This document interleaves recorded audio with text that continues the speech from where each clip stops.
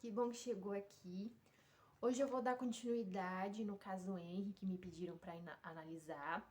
Na quinta passada, no meu quadro Analisa o Que, pediram para analisar este caso. Eu escrevi brevemente o relatando o caso e hoje eu vou falar sobre o Henry, mas não especificamente sobre o Henry, mas eu vou utilizar o que aconteceu com ele para fazer um comparativo com outras crianças. Então, o primeiro ponto é você tomar cuidado, você, pai, mãe, tomar cuidado com a pessoa que você vai se relacionar. Sendo então essa pessoa passa a ser o padrasto ou a madrasta da sua criança. Isso independente se você vai ter uma criança ou não, né? É importante você pensar e ter cuidado com quem você vai se relacionar. Mas como o caso está voltado para uma morte, de um assassinato, de um espancamento de uma criança, então eu vou trazer esse terceiro componente, essa terceira pessoa na relação. Então você, pai ou mãe que vai se relacionar com alguém, tome cuidado, né? Conheça bem essa pessoa, porque essa pessoa vai passar a fazer parte do seu ciclo, você, sua criança e essa pessoa. E a sua criança, teoricamente, ela deve ser protegida. Então, você não conhece, às vezes, de fato, quem é essa pessoa que está do seu lado, e essa pessoa não foi quem gerou esta criança. Então, aí é mais um motivo para você tomar um cuidado, porque não necessariamente essa pessoa vai ter um laço afetivo com essa criança. Não é que por ela não ter gerado essa criança que ela não pode ter um laço afetivo, mas ela não tem a questão do eu ter gerado aquela criança, essa criança ser parte de mim, porque não é. Então, tomar cuidado com quem você se relaciona é muito importante. E não só numa questão de relacionamento. Tomar cuidado para quando você for sair com a sua criança, para onde você está indo, o ambiente que você vai ficar com essa criança, com quem essa criança vai conversar, com quem ela vai estar ali trocando ideia, conversando, brincando. Então, toma muito cuidado, ainda mais se esse lugar for cheio de pessoas adultas.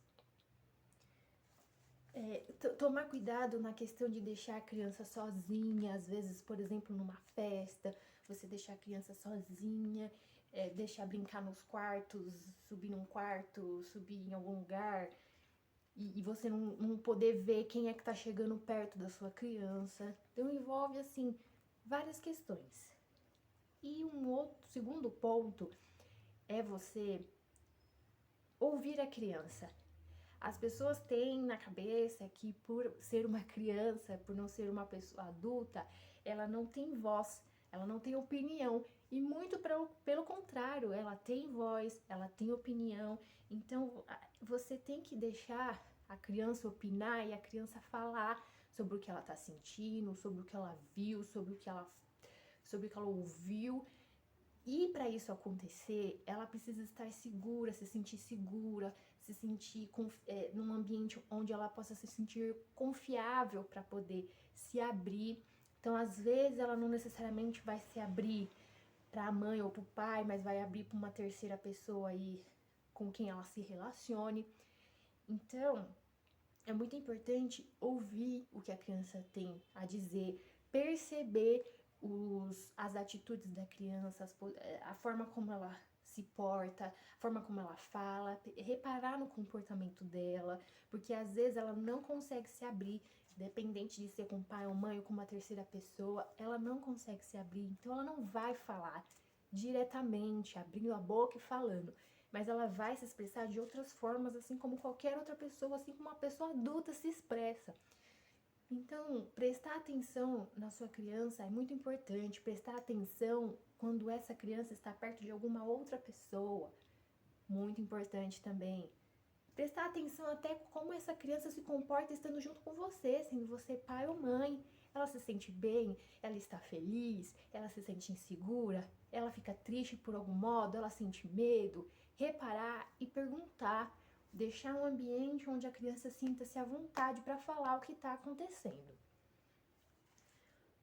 Um terceiro ponto é que antes de acontecer alguma coisa drástica, no caso de chegar à morte de uma criança, a criança dá indícios do que está acontecendo. E não só a criança, como outras pessoas ao redor, como o meio em que ela vive indica que alguma coisa não está legal.